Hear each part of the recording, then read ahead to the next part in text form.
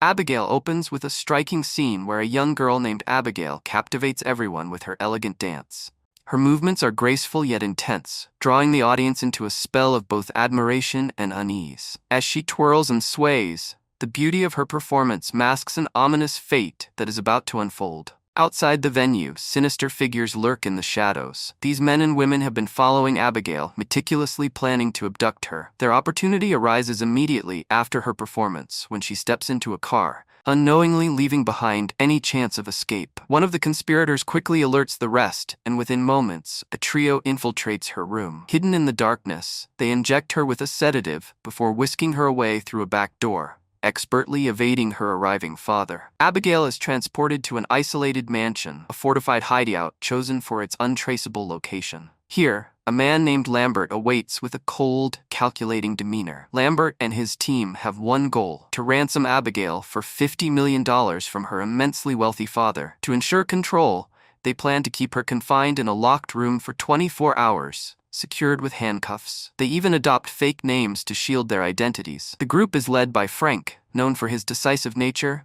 and includes Joey, a medical specialist who administers the sedative, Sammy, an expert hacker, Dean, the skilled driver, Rickles, a sharpshooting sniper, and Peter, whose brute strength is unmatched. As the kidnappers settle into their roles, tensions quickly simmer beneath the surface. Frank's autocratic command clashes with Dean's lighthearted teasing and inaccurate introductions, stirring friction among the team. In response, Joey, who reveals a past as a police detective, sternly corrects any misleading assertions. She recounts Peter's troubled childhood, marked by relentless bullying, even from his own father, which drove him to prove his might by joining this dangerous venture. Meanwhile, Sammy is depicted as a resourceful yet ethically conflicted hacker, engaging in the criminal act merely to hone her skills. Dean, though less experienced, earns respect for his driving prowess.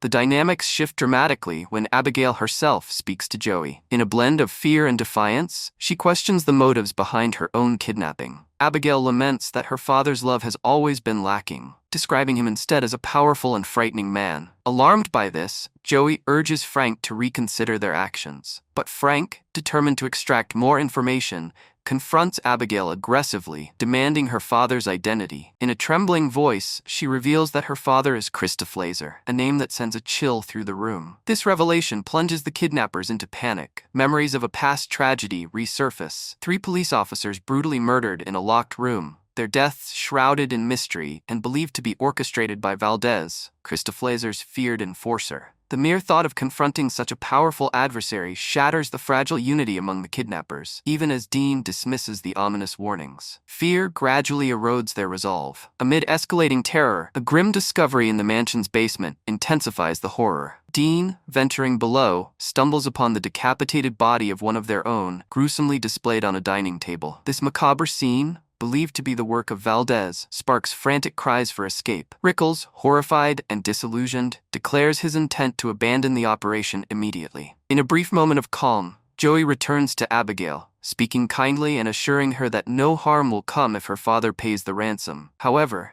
Abigail remains defiant, insisting that the kidnapping was a profound mistake. She condemns her father for his lack of love and accuses him of cruelty. Alarmed, Joey alerts Frank that they have captured the daughter of a man whose power is both vast and perilous. In response, Frank brandishes a pistol and forces Abigail to reveal more. The revelation that her father is the infamous Christopher sends shockwaves through the room. The conspirators are plunged into chaos as panic spreads. In a flurry of terror, they scramble, realizing they have entangled themselves with a man whose influence is legendary. In this maelstrom of fear, Abigail's transformation begins. No longer the innocent child, she starts exhibiting unnerving, vampiric traits, her eyes glowing with a fierce, otherworldly light. Gunfire erupts as Abigail launches a sudden, violent counterattack against her captors. Although she is momentarily subdued by a barrage of shots, her defiance only grows stronger. In the aftermath, the kidnappers decide to imprison her in a steel cage, hoping to contain the threat. Yet, fueled by an indomitable will,